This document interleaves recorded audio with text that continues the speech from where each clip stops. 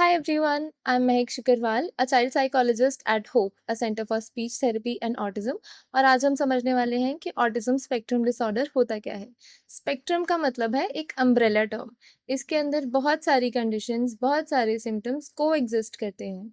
Spectrum इसलिए use किया जाता है क्योंकि ऑटिज्म एक बहुत ही कॉम्प्लेक्स डिसऑर्डर है। ऑटिज्म के सिम्टम्स किसी भी एज के डिपेंडेंट नहीं होते हैं।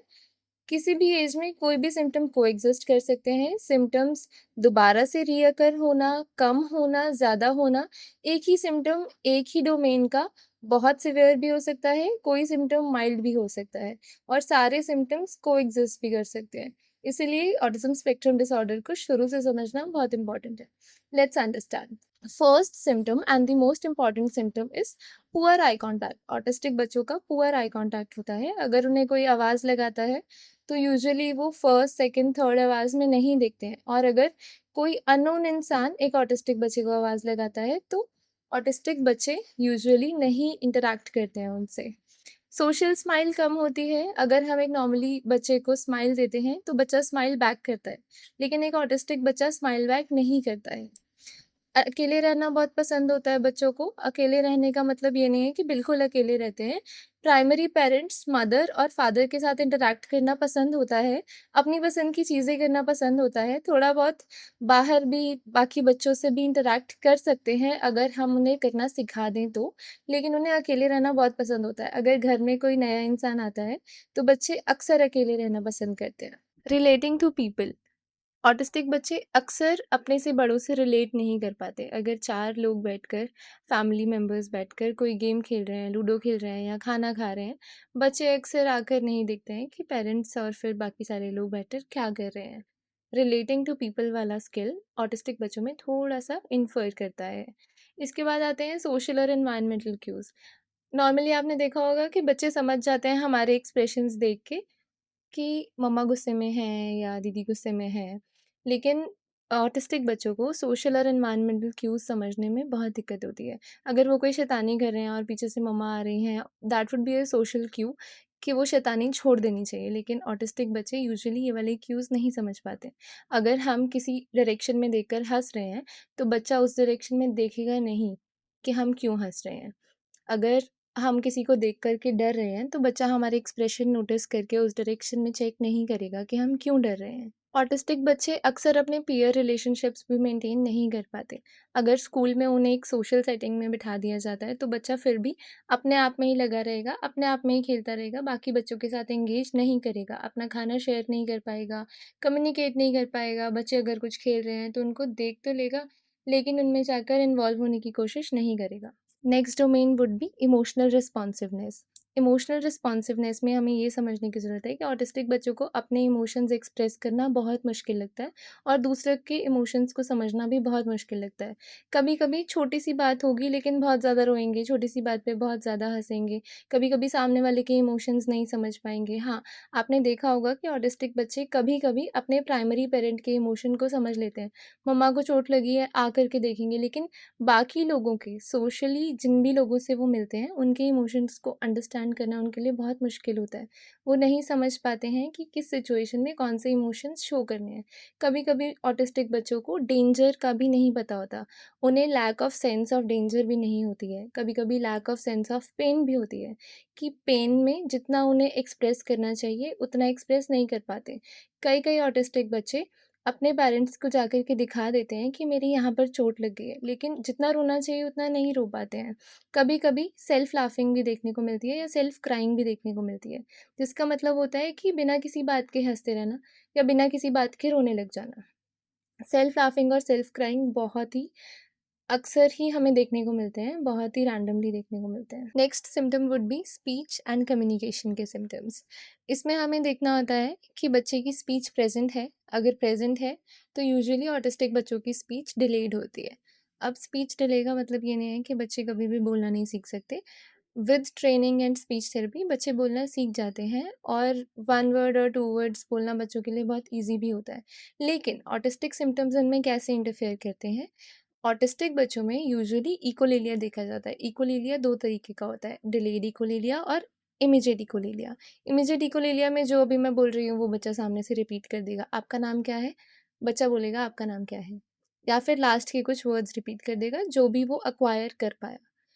डिलेड इकोलेलिया में बच्चे ने जो भी पहले सुना है, out of no reason, out of no logic बच्चा वो रिपीट कर देगा आपके सामने इन सर्टेन सिचुएशन, या फिर अपनी ही धुन में कुछ गाता चला जाएगा, कोई जार्गन वर्ड्स जिसे कहते हैं जिनका कोई मतलब नहीं होता, अनयूजुअल नॉइसेस क्रिएट करता जाएगा, या फिर कोई भी पहले सुनी हुई चीज़ें रिपीट करता जाएगा। स्टीरियोटिपिकल यूज़ ऑफ लैंग्वेज होता है, कभी कभी मैं को तुम प्रोनाउंस रिवर्स कर देगा, हाँ को ना, मैं को तुम, आपको मैं। इस तरीके से स्पीच लैंग्वेज और कम्युनिकेशन के इश्यूज बच्चों में देखने को मिल सकते हैं। बहुत बार ऐसा होता है कि, बहुत रेयरली होता है यूजुअली, कि बच्चों को पहले पेरेंट्स बताते हैं कि पहले बच्चे में स्पीच थी लेकिन धीरे धीरे रिवर्स चला गया और अब बच्चा बिल्कुल ही नहीं बोलता। बहुत सारे सिम्टम्स ऐसे भी होते हैं कि हमें देखने को मिलता है कि बच्चा बोल नहीं पाता लेकिन सिर्फ अनयूजुअल नॉइसेस बना सकता है, और इसी तरीके से बच्चा हमारी कम्युनिकेशन भी नहीं समझ पाता। इसी को कहते हैं हम स्पीच लैंग्वेज और कम्युनिकेशन में इश्यूज होना, जो कि बहुत सारे ऑटिस्टिक बच्चों में देखने को मिल सकता है। Next symptoms would be speech language और कम्युनिकेशन के सिम्टम्स। अक्सर आपने देखा होगा कि ऑटिस्टिक बच्चों को नॉन वर्बल लैंग्वेज समझने में और कम्युनिकेट करने में बहुत ही इश्यूज होते हैं। बच्चे अपनी नीड्स को लेकर पॉइंट कर देते हैं लेकिन जेस्चर्स नहीं कर पाते, वो जेस्चर्स जो हम करते हैं वो भी नहीं समझ पाते हैं। स्टीरियोटिपिकल और रेपिटेटिव यूज ऑफ लैंग्वेज होता है, जैसे कि जो हम बोलते हैं वो बच्चा रिपीट कर दे, ये होता है इमीडिएट इकोलेलिया। और अगर बच्चे ने पहले कोई चीज़ सुनी है, कोई ट्यून सुनी है, कोई वर्ड सुना है, वो बच्चा रिपीट करता रहता है, अनयूजुअली कोई मीनिंग नहीं होता उस चीज़ का, तो उसे हम कहते हैं डिलेड इकोलेलिया, कि पहले सुनी हुई चीज़ें बच्चा अब रिपीट कर रहा है। अक्सर हमने देखा है कि बच्चे स्टीरियोटिपिकल लैंग्वेज यूज़ करते हैं। स्टीरियोटिपिकल लैंग्वेज, कोई ट्यून सुन ली, वो बच्चा गाई जा रहा है, अनयूजुअल नॉइसेस करी जा रहा है, बेबी लाइक क्राइंग कर रहा है। जब बच्चा फ्री है तब अगर बच्चा ये चीज़ें करता है तो इसे हम स्टीरियोटिपिकल लैंग्वेज या कम्युनिकेशन का मोड कहते हैं। इसके बाद आते हैं बिहेवियरल पैटर्न्स। बिहेवियरल पैटर्न्स वो मोटर मैनरिज्म जो बच्चा अक्सर करता है। ऑटिस्टिक बच्चे हमने देखा है कि एक जगह पे खड़े होकर गोल गोल घूमना पसंद करते हैं, हैंड फ्लैपिंग करना पसंद करते हैं, टो वॉकिंग करना पसंद करते हैं, अपनी बॉडी को स्टिमुलेट करने के लिए ऐसे रॉकिंग करना पसंद करते हैं किसी भी डायरेक्शन में, किसी चीज़ के आसपास गोल गोल घूमना बहुत पसंद होगा, विंडोज़ ओपन क्लोज करना बहुत पसंद होगा बच्चे को, फ़ैन का बटन या कोई भी स्विचेस को फ्लिक करना बहुत पसंद होगा। अगर कोई चीज़ ओपन एंड क्लोज हो सकती है और उसमें रॉकिंग कर रहा है बच्चा साथ साथ, जैसे कि डोर ओपन क्लोज करना, वो बच्चे को बहुत पसंद आएगा। इसके अलावा इनएनिमेट ऑब्जेक्ट से अटैचमेंट हो सकती है बच्चे को, सर्टेन टॉय से बहुत ज़्यादा अटैचमेंट कि इसके बिना बच्चा नहीं खेलता है, उसी टॉय से बार बार खेलना, गलत तरीके से खेलना, जैसे कि एक कार है, अगर उसके सिर्फ बच्चा अगर पहिए को घुमा घुमा के देख रहा है और उसी से खेल रहा है रादर देन पूरी कार से खेलना, या फिर किसी टॉय के एक पार्ट से बहुत ज़्यादा ऑब्सेस्ड है, तो उसे भी हम ऑटिस्टिक सिम्टम ही गिनते हैं।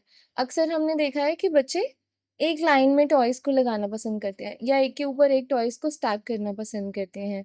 ये भी एक ऑटिस्टिक सिम्टम है और ये रेपिटेटिव पैटर्न्स में आता है, क्योंकि अगर हम ये वाला पैटर्न ब्रेक करते हैं बच्चे का तो बच्चा बहुत फज़ी भी हो सकता है।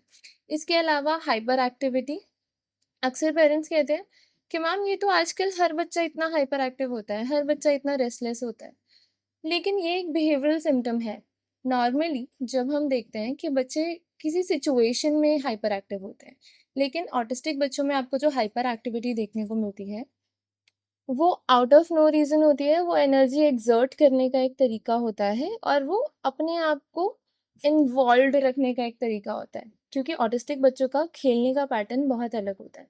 आपको कभी-कभी self hitting, self harm, aggressive behaviour towards themselves भी देखने को मिल सकता है।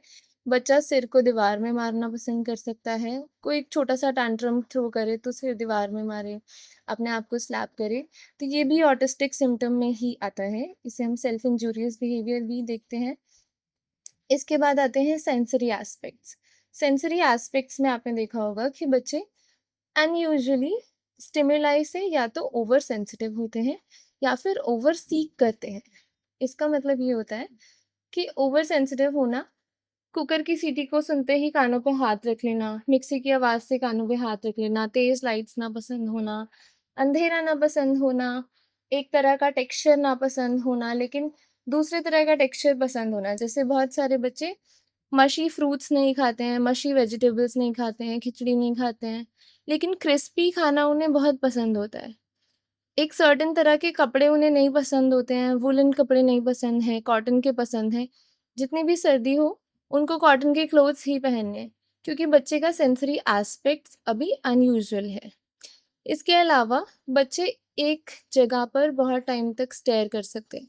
पेरेंट्स कहते हैं कि बच्चे ज़ोन आउट हो गए हैं, लेकिन ये उनका एक विजुअल सेंसरी इनपुट लेने का तरीका होता है। ऑटिस्टिक बच्चों में अक्सर देखा जाता है कि स्मेलिंग, टचिंग और टेस्टिंग के रिस्पॉन्स अलग होते हैं।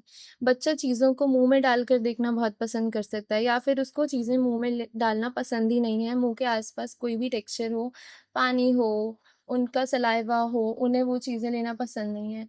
माथे पर टीका लगवाना नहीं पसंद है, या फेस धोना नहीं पसंद है, क्योंकि उन्हें वो पानी का टेक्सचर अपने फेस पर नहीं लेना पसंद है। इसके अलावा हमने देखा है कि बच्चों को स्मेल की सेंसेस भी काफ़ी वीक होती हैं। ऑटिस्टिक बच्चों में बचपन से ही ऑल्फैक्टरी सेंसेस डेवलप होना is a very different thing. कभी-कभी बच्चों को कोई-कोई स्मेल्स नहीं पसंद आती हैं, लेकिन कई-कई बच्चों को कोई-कोई स्मेल्स बहुत पसंद आ जाती हैं। जैसे बुक्स की स्मेल, हर चीज़ को उठाकर सूंघेंगे, खाने को खाने से पहले सूंघेंगे, बुक्स को, पेन्स को, आपके हैंड्स को, बालों को, हर चीज़ को सूंघकर उनकी सेंसेस फ़ील करने की कोशिश करेंगे। इसके अलावा हमने देखा है कि बच्चों में अडैप्टिव पैटर्न बहुत अलग होता है। ऑटिस्टिक बच्चों को एक सेम पैटर्न फ़ॉलो करना पसंद होता है। अगर उसके अलावा फॉर एग्ज़ाम्पल अगर उन्हें रोज़ एक ही रास्ते से स्कूल लेकर जाया जाता है, तो उन्हें उसी रास्ते से जाना पसंद है। उसके अलावा अगर हम रूटीन चेंज करेंगे या वो अपना रास्ता चेंज करेंगे, तो उन्हें बहुत दिक्कत होगी। अगर उन्हें रोज़ सेम रूटीन फ़ॉलो करना पसंद है, तो फिर वो भी एक ऑटिस्टिक सिम्पटम आता है। अगर रोज़ सुबह उठ के सबसे पहले वो नहाते हैं, तो उन्हें अगर उस एक दिन नहाने के अलावा कुछ और करवा लिया जाएगा, तो बच्चा बहुत फज़ क्रिएट कर सकता है। कई पेरेंट्स आके बोलते हैं कि मैम इसको सेम टीचर से ही पढ़ाना, सेम ही थेरेपिस्ट इनके लिए रखना, क्योंकि बच्चा बहुत फ़ज़ी हो जाता है दूसरे थेरेपिस्ट के साथ। ये भी एक इंसिस्टिंग ऑन सेमनेस वाला पैटर्न है कि बच्चे को एक ही थेरेपिस्ट के साथ रहना पसंद है, एक ही प्राइमरी पेरेंट के साथ ही सोना पसंद है, दूसरे पेरेंट के साथ उन्हें नींद नहीं आती है। ये भी एक ऑटिस्टिक सिम्पटम है, और इसके लिए भी हमें उनका पैटर्न ब्रेक करने की या फिर मैनेज करने की कोशिश करनी चाहिए। सेंसरी एस्पेक्ट्स में हमने ये भी देखा है कि पेन को लेकर बच्चे बहुत ही ज़्यादा अनयूजुअल बिहेव करते हैं। कई बार अप्रोप्रिएटली अपना पेन शो नहीं कर पाते, या तो आकर दिखा देंगे कि यहाँ पर चोट लग गई है, लेकिन उस तरीके से एक्सप्रेस नहीं कर पाएँगे। जितनी बड़ी चोट है उतना या तो नहीं रोएँगे, या फिर थोड़ी-सी बात में ही बहुत ज़्यादा रो देंगे, ओवर रिएक्ट कर देंगे। Then comes the cognitive aspects. Cognitive aspects में बहुत बार हमने ऑटिस्टिक बच्चों को देखा है कि उनकी मेमोरी बहुत अच्छी होती है, they are gifted with a memory, या फिर बहुत ही लो आईक्यू देखने को मिलेगा, आईक्यू इंटरफेयर्ड होगा, या फिर उनकी मेमोरी इतनी अच्छी होगी कि वो गिफ्टेड होंगे। उनकी स्पेशल अवेयरनेस बहुत अच्छी हो सकती है, उनकी डिजिटल अवेयरनेस बहुत अच्छी हो सकती है, उनकी विजुअल अवेयरनेस बहुत अच्छी हो सकती है। Gifted in a way that their mind is very different from others. Parents आकर हमें बताते हैं कि मैम एक बार जो ये चीज़ पढ़ लेता है, जैसे कि कोई नंबर्स का पैटर्न इसने पढ़ लिया, तो ये फिर बोर्ड पर वही लिखता रहता है, और ये कोई भी चीज़ देखता है, सेम वैसे ही ड्रॉ कर देता है। इसे हम स्पेशल अवेयरनेस का एक बहुत अच्छा एग्जाम्पल कहते हैं। Autistic kids, most of them are very gifted in this manner, और इस चीज़ को यूज़ करके हम उनकी लाइफ में कोई ना कोई ऐसा एस्पेक्ट ढूंढ सकते हैं जहाँ पर वो बड़े होकर कुछ अचीव कर सके। हर ऑटिस्टिक बच्चे की अपनी नीड्स को, अपनी फीलिंग्स को और अपने सिम्टम्स को एक्सप्रेस करने की एक अलग वे होता है। हर बिहेवियर दोबारा से अकर हो ऐसा ज़रूरी नहीं है, हर सिचुएशन में वो सेम तरीके से ही रिएक्ट करें ऐसा भी ज़रूरी नहीं है, और सिम्टम्स की कोई एज रेंज नहीं होती है। ऐसा नहीं है कि हैंड फ्लैपिंग सिर्फ छोटे बच्चे ही कर सकते हैं, ऐसा नहीं है कि अगर एक बच्चे ने बचपन में हैंड फ्लैपिंग करनी स्टार्ट की थी और धीरे-धीरे सिम्टम्स कम होते गए, तो फिर दोबारा से वो हैंड क्लैपिंग नहीं करेगा। अगर हमने अर्ली इंटरवेंशन स्टार्ट की थी और फिर उसके बीच में हमने रोक दी थेरेपी, तो ऐसा हो भी सकता है कि सिम्पटम्स रीअकर हो जाएँ। बहुत सारे पेरेंट्स ऐसा सोचते हैं कि हमारे बच्चे को नॉर्मल होने में कितना टाइम लगेगा। There is a level of normalcy जो कि सोसाइटी ने सेट की है। सोशल नॉर्म्स के अकॉर्डिंग जो बच्चा नॉर्मल है, उसके साथ एक ऑटिस्टिक बच्चे को कंपेयर करना ही नॉर्मल नहीं है। नॉर्मलसी का लेवल नॉर्मल बच्चों के लिए या फिर जिन बच्चों को हम अक्सर देखते हैं हमारे आस-पास, उनके लिए अलग होता है। वो जो चीज़ कर रहे हैं, जो पैटर्न्स फ़ॉलो कर रहे हैं, वो अपनी अपब्रिंगिंग के अकॉर्डिंग कर रहे हैं या फिर अपनी समझ के अकॉर्डिंग कर रहे हैं। लेकिन एक ऑटिस्टिक बच्चा अपने सिम्पटम्स के साथ भी उन बिहेवियरल पैटर्न्स को फॉलो कर रहा है। कई पेरेंट्स हमारे पास आकर के पूछते हैं कि मैम हाइपर एक्टिविटी या फिर ये जो सिम्पटम्स करता है, ये जो गुनगुनाता रहता है, ऐसा अक्सर बहुत सारे बच्चे करते हैं। बहुत सारे बच्चे करते हैं, इसका मतलब ये नहीं है कि ये चीज़ नॉर्मल है। ऑटिस्टिक बच्चों के लिए ये कोपिंग का वे है और ये उनको सेल्फ स्टिमुलेशन प्रोवाइड करता है, इसीलिए वो ये कर रहे हैं। बाकी बच्चे आउट ऑफ क्यूरियोसिटी ये चीज़ कर रहे हो सकते हैं या फिर आउट ऑफ बिहेवियर ये चीज़ कर रहे हो सकते हैं। इसका मतलब ये नहीं है कि हम किसी से अपने बच्चे को कंपेयर करें या फिर एक ऑटिस्टिक बच्चे को कंपेयर करें। हमें ये समझने की ज़रूरत है कि हमें बच्चे की कंडीशन को रिवर्स नहीं करना है, हमें बच्चे को नॉर्मल नहीं बनाना है, हमें बच्चे को जीना सिखाना है, हमें बच्चे को कैपेबल बनाना है कि वो सेल्फ डिपेंडेंटली अपने काम करने स्टार्ट कर दे। हर चीज़ में पेरेंट्स पे डिपेंडेंट ना रहे, उसका एक लेवल अपग्रेड होता जाए। अगर बच्चा आज खुद से कपड़े नहीं पहन सकता है, बिल्कुल डिपेंडेंट है मदर पे, तो फिर वो बच्चे को हम थेरेपी के थ्रू, इंटरवेंशंस के थ्रू ये चीज़ सिखा सकते हैं, स्किल सिखा सकते हैं, कोपिंग सिखा सकते हैं, बच्चों को बाहर सोशल इंटरैक्शन कैसे करनी है, वो सिखा सकते हैं। लेकिन नॉर्मल बच्चों से कंपेयर करके नॉर्मल बच्चों की तरह जीना नहीं सिखा सकते हैं। क्योंकि नॉर्मलसी का लेवल ऑटिस्टिक बच्चों के लिए बहुत अलग है। उस बच्चे को पता ही नहीं है मुझे किस बच्चे से कंपेयर किया जा रहा है। उस बच्चे को नहीं पता कि एक आउटसाइड वर्ल्ड है जिसमें मुझे इस नज़रों से देखा जा रहा है कि मैं अलग हूँ, मैं एबनॉर्मल हूँ। इस ऑटिज़्म अवेयरनेस डे पे लेट्स होप कि सारे ये बात समझ सकें कि नॉर्मलसी नॉर्मल नहीं है। एक ऑटिस्टिक बच्चे को नॉर्मल बच्चों के साथ कंपेयर नहीं किया जा सकता। Thank you.